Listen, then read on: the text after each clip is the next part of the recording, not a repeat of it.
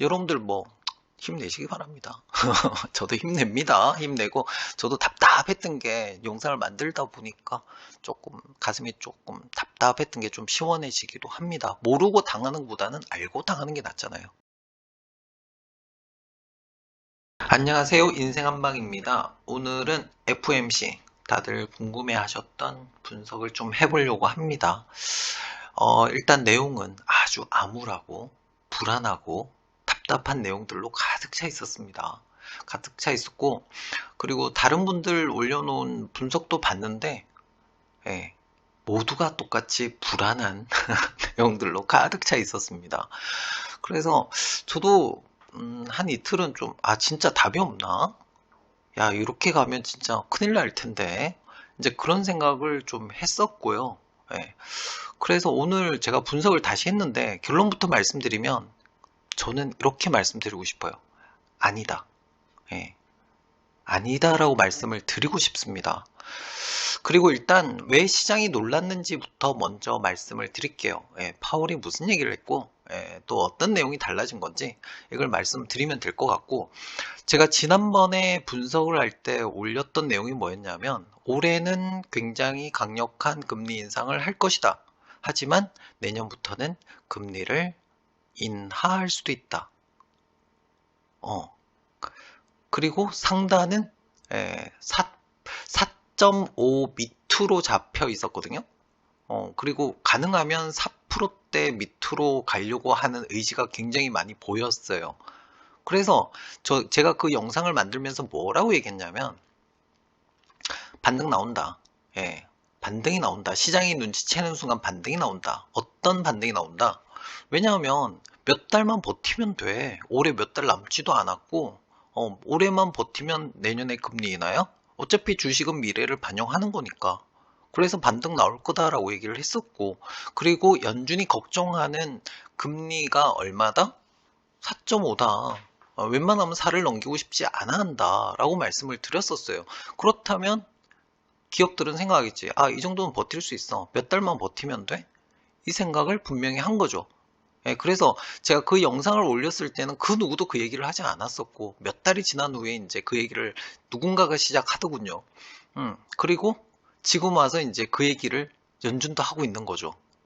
너가 기대했던 그거 아니야. 이렇게 얘기를 하고 있습니다. 어차피 주식은요, 미래를 봐야 돼요. 현재를 가지고 얘기하는 건 아무 의미가 없습니다. 미래가 어떻게 될지 이걸 봐야 되거든요. 그래서 연준이 했던 공포는 정리하면 이겁니다. 4.5가 아니고 5까지 갈 수도 있다. 더 올린다. 5까지 가면 미국 경제 망가집니다. 망가집니다. 알고 있습니다. 걔네들도 다 알고 있어요. 왜냐하면 역사적으로 넘어가는 순간 금융위기가 왔었기 때문에 걔네들도 두렵단 말이에요.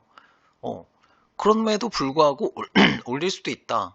그리고 더 무서웠던 얘기가 뭐였냐면, 금리 인하가 아니고 내년도 계속 높은 금리로 유지하겠다. 이 얘기를 하는 순간 시장이 깜짝 놀란 거예요. 와, 어떡하지? 몇 달만 버티면 될 줄 알았는데 1년 내내 간다고? 야, 큰일 났다. 예. 지금 이렇게 된 거예요. 그래서 왜 연준이 이 얘기를 하나? 여러분 생각에는 주식 가격이 올라서 그럴 거라고 생각하시죠? 주식이 반등이 나오니까 니네들 버릇을 고쳐줘야겠다. 그런 영상들 많이 올리시는데, 여러분, 연준은요 주식 가격을 보는 곳이 아닙니다. 여러분, 뭔가 착각하시면 안 됩니다. 왜 그런 영상을 올리시는지 저는 잘 이해가 안 됩니다. 연준 홈페이지 가보세요. 걔네들이 생각하는 거는 주식 가격이 절대 아닙니다. 그래서 니네들 설레바 쳤으니까 뭐 내가 혼내줄 거야. 뭐 이런 얘기 하시면 안 됩니다. 예. 자, 그건 아니고, 일단 그건 아니라고 제가 말씀을 드리고, 연준이 걱정하는 게 뭔지, 연준이 왜 이 태도를 바꾼 것인지에 대해서 알아야겠더라고. 그래서 저도 한 이틀 동안 계속 고민을 했었어요. 도대체 뭘까? 도대체 너가 왜 태도를 바꾼 걸까? 그 중에서 저는 절대 아니라고 생각한 건 뭐였냐면, 주식시장에서 뭐 설레발치는 투자자들에게 경고를 준 거다. 이거는 저는 1도 아니었다고 생각합니다. 이건 아닙니다, 여러분. 이건 아니고. 그래서 제가 계속 생각했던 게 왜 갑자기 금리를 더 올린다고 얘기하고 그리고 왜 내년 내내 고금리로 유지한다 그럴까? 시장에 공포를 준 이유가 뭘까를 고민을 하다가 이제 제 스타일이 이거예요. 답이 안 나올 때는 저는 A4지를 다 꺼내요. 예, A4지를 꺼낸 다음에 관련된 내용들을 백지에다가 다 써봐요. 제 기획 스타일이에요. 백지에다가 다 써보고 그 변수들을 전부 어떻게 하냐면 연결을 해요. 관계를. 관계를 연결한 다음에 그리고 나서 저는 전략을 짜거든요. 예. 그래서 요렇게 가면 되겠구나 이렇게 전략을 짜는 스타일이에요. 제 기획 스타일이에요. 백지에서 시작되는 기획이에요.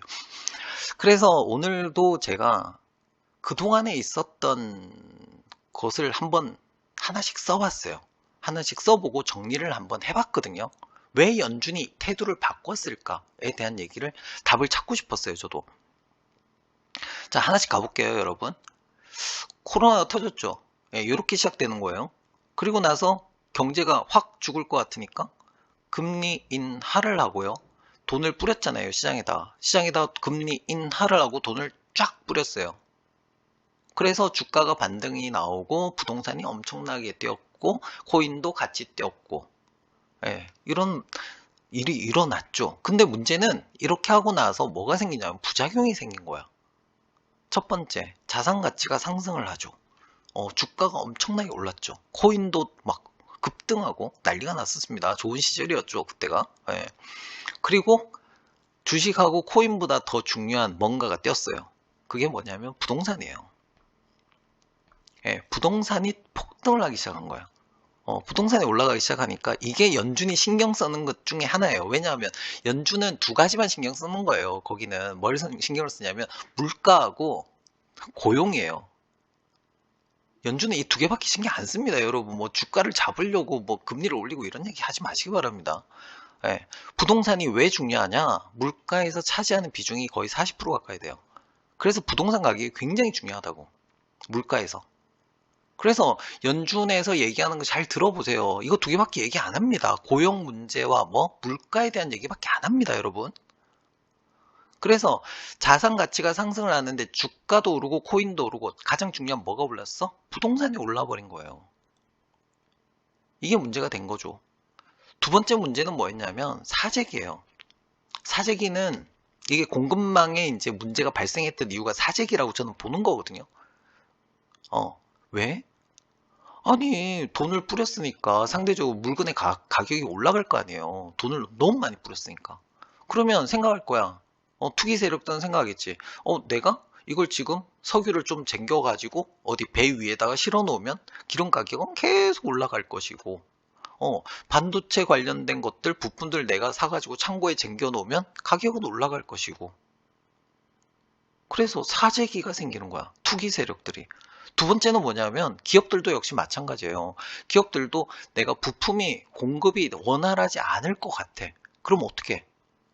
필요 이상으로 창고에 쟁겨 놓는다고. 그래서 공급망에 문제가 발생하고 물가가 뛰기 시작하는 거야. 이거는 연준의 금리 인하와 양적 완화로 인해서 일어났던 물가 상승이에요. 공급난에 교란이 오고 그다음에 뭐가 와? 특정한 부품 가격이 계속 올라가잖아. 뭐 자동차 부품이 없고 뭐 반도체가 없고 이런 문제들이 발생하는 이유가 그것 때문이에요. GPU 가격이 폭등하고 뭐 이런 거잖아. 그렇게 해서 문제는 금리 인하를 하니까 사재기가 늘어. 그러니까 물가가 올라가지. 그리고 노동이 부족해. 왜 부족하냐면 코로나가 터지니까 외국인 노동자들이 다 집으로 돌아가 버린 거예요. 노동력이 없지, 당연히. 당연히 없죠. 유학생들 다 집으로 가버리니까. 없지.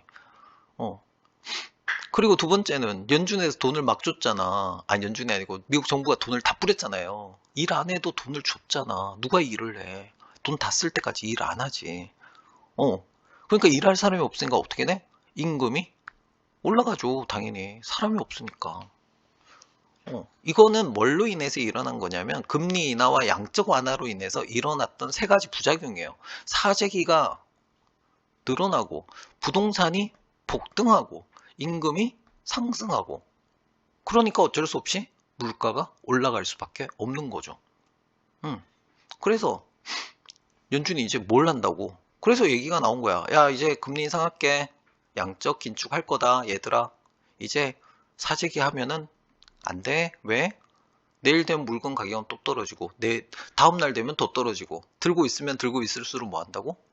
손해를 보니까 당장에 오늘 팔아야 되는 거예요. 그러니까 사재기가 시장에 나오기 시작하지. 가격이 떨어지겠지. 그 다음에 부품난 이런 것들 요즘 그런 얘기 안 하잖아요. 왜? 누군가가 들고 있던 거 다 뭐 했어? 시장에 나오기 시작하는 거야. 그리고 창고에 쟁겨놓은 것들이 있거든. 그거 쓰면 되는 거잖아. 그래서 사재기를 하고 불필요한 물건들을 많이 살 때 H&M이나 이런 해운 업체들이 대박을 쳤던 거예요. 근데 지금 뭐야? 더 이상의 내가 주문을 할 필요가 없네? 창고에 부품이 재료가 쌓여 있네? 그러니까 굳이. 그래서 해운주가 떨어지는 거라고. 음.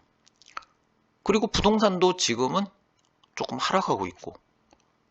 코로나가 지금 끝나가니까, 그리고 얘네들이 뭐야? 정부에서 줬던 돈이 떨어져 가니까 일하러 나와야 되잖아. 임금이 어떻게 할 수밖에 없어? 이제 더 이상 안 올라가고 멈추는 거죠. 그래서 연준이 생각한 게 뭐냐면, 야, 금리 인상하고 양적 기준하면 이런 문제들은 해결될 것 같아. 사재기가 완화되고 자산 가치 하락하고 임금 상승이 멈추게 돼. 오케이. 라고 생각을 하고 뭐라고 한 거야? 올해만 올리면은 내년도 괜찮아질 것 같으니까 내년도에서 뭐 하겠다? 금리 인하를 하겠다. 미국 경제 위험이 될 만큼 금리를 많이 올릴 필요도 없잖아. 이렇게 생각한 거야. 그래서 점도표가 지난번에 이렇게 나왔던 거예요. 그래서 많은 유튜브들이 얘기하는데 뭐라고 얘기했냐면, 야, 그래서 주식이 오르는 것 때문에 설레발 치지 말라고 지금 연준이 이렇게 하고 있는 거야. 아, 무슨 소리 하십니까?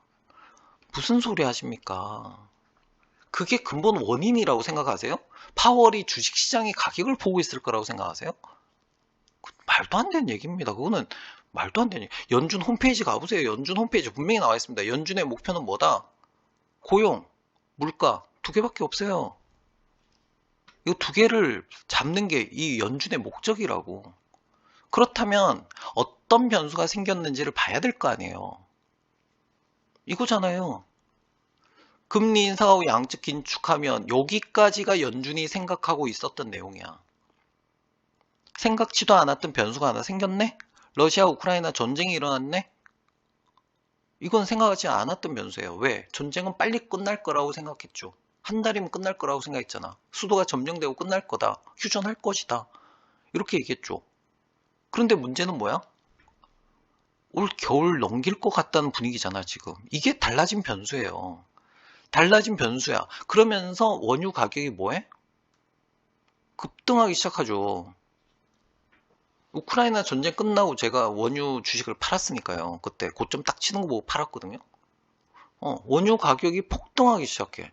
근데 문제는 이 원유 가격이 원유의 가격만 결정하는 게 아니고 뭘 결정하냐면 물가를 상승시켜요. 왜냐하면 물고기를 잡으려면 배가 나가야 되잖아. 그럼 배가 나가려면 그 배를 움직이려면 뭐가 필요해요? 기름을 떼야 될 거 아니야. 공장을 돌리려면 뭐가 필요해? 기름을 떼야 될 거 아니에요.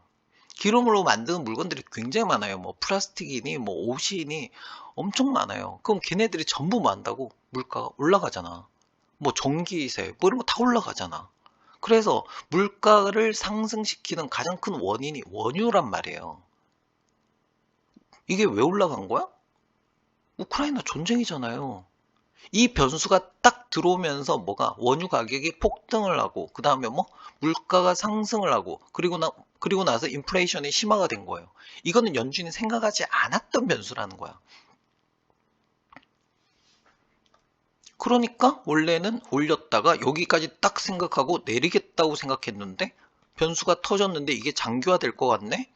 와, 이거는 자기가 했던 거랑 다른 내용이죠. 자기가 돈 뿌려서 발생한 문제는 내가 이렇게 막을 수 있는데 이거는 외부 변수란 말이에요. 그러니까 무리하게 금리를 더 올리겠다. 만약에 이게 계속 된다면 나는 계속 고금리로 가야 될 것 같다라고 얘기를 한 거야.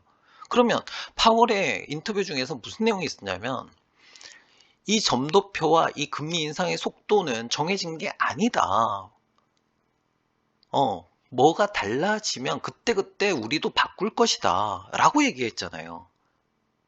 그렇다면 여기서 우리가 알 수 있는 건 뭐야?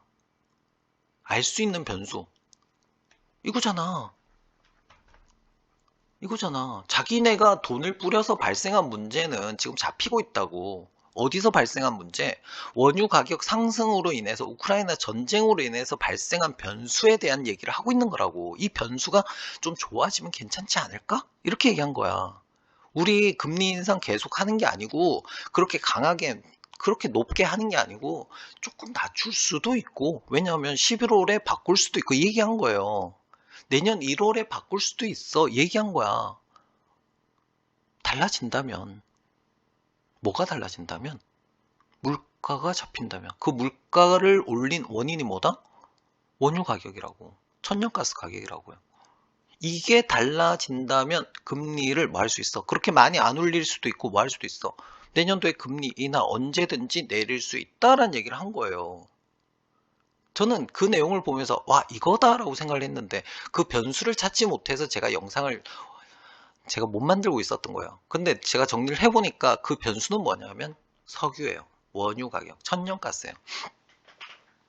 얘가 떨어지면 물가도 뒤따라서 떨어진다는 거예요. 인플레이션 떨어진다는 거야. 왜냐하면 금리 인상으로 나머지 부분은 해소가 됐단 말이에요. 어느 정도. 그럼 이거밖에 안 남아 있잖아. 연준도 어떻게 할 수 없는 변수. 우크라이나, 러시아 전쟁이었던 거예요.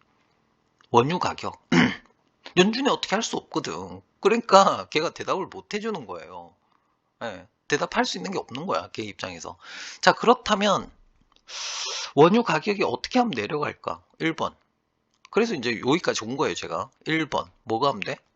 우크라이나 전쟁이 뭐 하면 돼? 끝. 네, 전쟁이 끝나는 변수가 있죠. 지금은 안 끝날 것 같기는 하지만 또 어떻게 될지 알 수 없잖아요. 올해 안에 끝날 수도 있고 계속 갈 수도 있고 진짜 10년 갈 수도 있고 그건 누구도 알 수 없어요. 하지만 어느 날 갑자기 끝날 수도 있는 변수잖아요. 자, 두 번째 변수. 이게 제가 볼 때 지금은 가장 중요한 변수인 것 같아요. 날씨. 네, 주식 투자하면서 날씨도 봐야 되냐 이렇게 얘기하실 것 같은데 지금 이게 가장 중요한 변수예요. 올 겨울에 날씨가 따뜻해야 돼요. 왜냐하면 날씨가 추우면 유럽이 추우면 북반구가 추우면 가스와 석유를 무지막지하게 써야 돼요. 그럼 어떻게 돼? 가격이 올라가겠죠. 그런데 만약에 올겨울의 날씨가 일기예보는 좀 추울 거라고 얘기 나오긴 하더라고요. 검색해보니까. 만약에 올겨울의 날씨가 요즘 뭐 기후가 이상기후이기 때문에 올겨울에 만약에 따뜻해. 그럼 얘기가 달라져요. 날씨가 만약에 올겨울에 따뜻하다면 원유 가격은 떨어져요. 천연가스 가격은 떨어져요. 지금 유럽에서 비축을 해놓고 있는 상태죠. 비축을 해놓고 있는 상태인데 만약에 날씨가 따뜻하게 되면 어떻게? 소비가 줄겠죠. 그러면 비축량이 다 안 쓰고 남아 있겠죠. 그리고 전쟁이 끝나면 모든 거 해결이 될 수도 있죠. 그리고 뭐 겨울에 천연가스 많이 쓰기 때문에 그래서 두 번째 가장 중요한 변수는 제가 볼 때 날씨인 것 같아요. 원유 관련돼서 원유 천연가스 가격 관련해서 그리고 세 번째는 이제 증산인데요. 증산은 한다 그래도 바로 증산을 하지는 못해요. 시간이 좀 걸려요. 그러니까 뭐 수도꼭지 더 열면 되고 뭐 이런 거라고 생각하시면 안 돼요. 왜냐하면 시설을 또 해야 되고 시간이 좀 많이 걸립니다. 그래서 갑자기 증산한다 이거는 좀 힘들고 제가 볼 때 세 번째 변수는 이란인 것 같아요. 이란 쪽. 이란 쪽의 원유가 좀 밖으로 나와주면 괜찮지 않을까? 그런 생각도 듭니다. 자, 그래서 전쟁이 끝나든지 아니면 뭐 날씨가 따뜻하든지 올겨울에 세 번째 이란 석유가 시장으로 나와준다면 원유 가격은 하락을 할 것이고 물가는 잡힐 것이며 인플레이션은 꺾일 것이고 그렇다면 금리를 미국이 그렇게 높게 올릴 필요가 없고 그리고 내년도에 금리 인하 원래 계획대로 돌아갈 수도 있다. 여러분이 보셔야 될 거는 결론이 뭐다? 뭘 봐야 된다? 답 나왔잖아요, 이제. 저도 이렇게 답을 찾은 거예요. 답 나왔잖아요. 답이 뭐예요? 원유 가격. 원유 가격만 보시면 된다. 됐죠? 예. 자, 그래서 저도 WTI 원유 선물 가격을 가져와 봤습니다. 가져와 봤는데, 생각하고도 많이 달랐어요. 저는 이쯤에는 있는 줄 알았거든요. 90달러 정도에는 있는 줄 알았는데, 많이 빠졌죠. 이 보세요. 생각보다 많이 빠졌더라고. 그리고 연준에서 보는 데이터는 과거의 데이터입니다. 그쵸? 지난달에 여기 있을 때 데이터입니다. 그리고 원유 가격이 떨어졌다고 해서 물가가 바로 반영되지는 않습니다. 시차가 있습니다. 예, 시차가 있기 때문에 내려가는 것도 시차가 좀 있거든요. 그리고 지금 현재 가격은 여기 있다고. 80불이에요, 지금 현재. 하단이 얼마냐면 74불이고요. 만약에 제 생각에 지금 80불인데 70불대의 요 하단에만 머물러 준다면 이것도 괜찮을 것 같다라는 생각이거든요. 하단에만, 그러니까 이 위에가 아니고 하단에만 70불대만 머물러 준다면 물가는 조금 내려올 것 같단 말이야. 그리고 만약 운이 좋아서 어디까지 이 박스권, 그러니까 60불대하고 70불대 사이에, 그러니까 60불대나 70불 초반대라면 원유 가격이 그렇게 높은 가격은 아니거든요, 실제로. 예, 과거에도 있었던 가격이잖아요. 이 정도는 와, 원유 가격 높다 이렇게 할 가격은 아니에요. 그렇기 때문에 60불에서 70불 초반대 이 노란색 박스권 안에만 유지를 해준다면, 만약에 해준다면, 지금 잘 내려오고 있으니까 해준다면 연준이 물가가 내려오는 거 보면서 뭐 할 수도 있어. 금리 인상을 그렇게 무리하게 할 필요 없어. 11월 달에도 상황 봐야 돼요. 11월 달에 얘가 점도표를 바꿀지 아니면 내년 1월에 점도표를 바꿀지 알 수가 없다는 거고, 이거를 원유 가격이 결국 결정할 것이다라는 걸 시장이 안다면 뭐에 따라서 원유 가격의 움직임에 따라서 주가는 같이 움직일 수도 있다는 거예요. 왜냐하면 제가 찾아낸 이 정답을 똑똑한 사람들이 금방 알아차릴 거 아니에요. 그럴 거 아니에요. 그러면 다들 원유를 보면서 원유가 60불대에 왔어? 그럼 물가 떨어지겠는데? 소비가 늘어나겠는데? 그래? 그렇다면 주가가 올라가겠는데? 누구나 예측 가능한 거예요. 그쵸? 물가 떨어지면 연준이 그렇게 무리하면서 5%대까지 금리 인상을 할 필요가 없다는 거잖아. 굳이. 하드 랜딩이 될 수도 있는 그런, 금융권의 위험이 될 수도 있는 그런 행위를 굳이 왜 하냐 이거죠. 지금도 그 얘기 하실 건가요? 주식 투자자들이 설레발치는 걸 막기 위해서 그런 거라고? 진짜 그러지 마시기 바랍니다. 그러지 마시고 연준 홈페이지 가보세요. 연준이 보는 거는 뭐밖에 없어?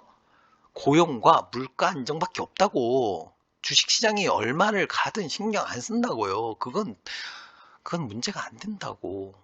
자, 다시. 결국은 뭐다? 원유 가격이 어디에서 60불대에서 70불대 초반대만 잡혀준다면 물가는 시차의 차이는 있을 겁니다. 시차의 차이는 있겠지만 물가도 내려오실 것이고 인플레이션도 내려오실 수도 있다. 시차가 뭐 한 달이 됐든 두 달이 됐든 시차가 있을 거예요. 그리고 시장이 원유 가격에 의해서 금리가, 물가가, 인플레이션이 결정될 수도 있다라는 걸 사실을 안다면 원유 가격 변동에 의해서, 지금 현재는 원유 가격이 여행주, 항공주죠. 항공주 쪽에 영향을 주고 있거든요, 사실. 원유 가격 떨어지면 항공주가 올라가요. 예, 그렇게 영향을 주고 있지만 이게 원유 가격이 떨어지면 어디에? 주가에도 바로 직접적으로 영향을 줄 수도 있다. 라는 게 제 개인적인 의견인 거예요. 결론이. 목 아프게 얘기했습니다. 자, 하나씩 봤더니 결국은 뭐다? 금리 인상 스케줄 정해진 거 없다. 내년도에 상황에 따라서 바뀔 수도 있다. 그 상황은 뭐다? 부동산 가격하고 물가다. 부동산 가격은 떨어지고 있다. 왜? 금리가 이렇게 올라가는데 부동산이 어떻게 올라가? 떨어질 수밖에 없어요, 이거는.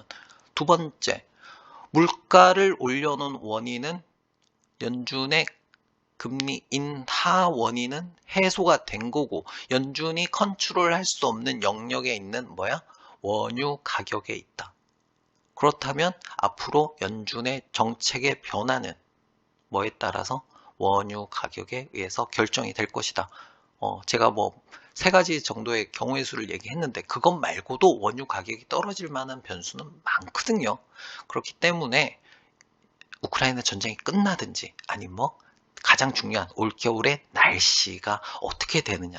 이게 제일 중요한 관건인 것 같아요. 제가 볼 때. 전쟁의 관건도 어디에 있냐면 날씨에 있어요.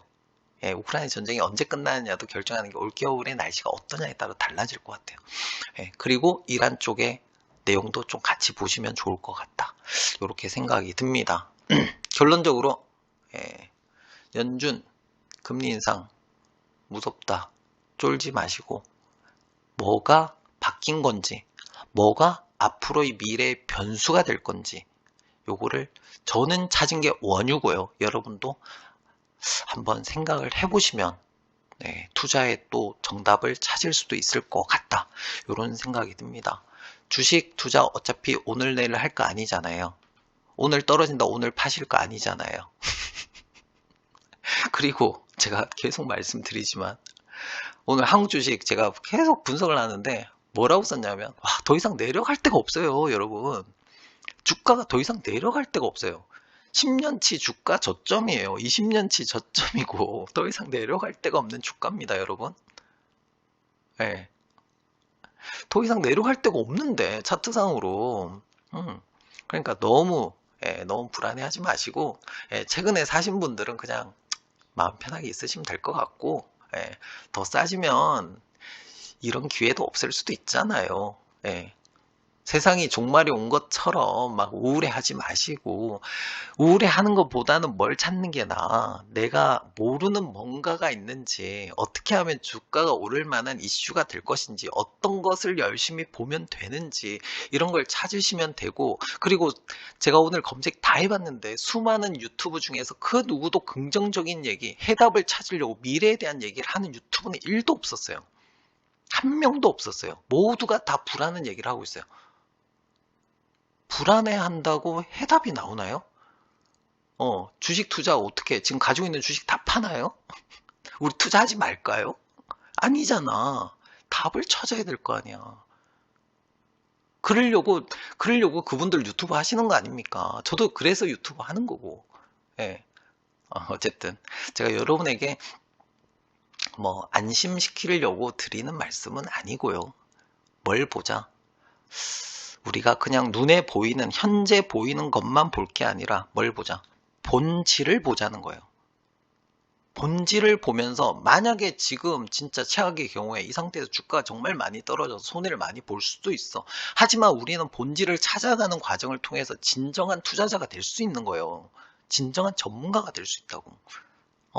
그런 관점에서 너무 부정적으로 봐서는 발전이 없습니다.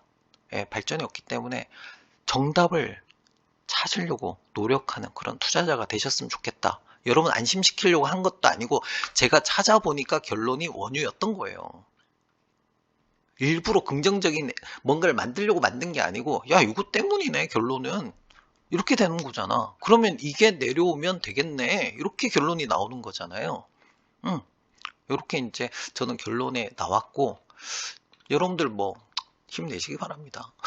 저도 힘냅니다. 힘내고 저도 답답했던 게 영상을 만들다 보니까 조금 가슴이 조금 답답했던 게 좀 시원해지기도 합니다. 모르고 당하는 것보다는 알고 당하는 게 낫잖아요. 그쵸? 그렇게 생각하시고 오늘 영상도 모르죠. 몇 달이 지나서 레전드가 되어 있을지 아니면 네 예측이 틀렸다, 네 전망이 틀렸다라는 영상이 될지 그 누구도 알 수 없습니다만은 지금 현재 제가 찾은 본질은 원유였습니다.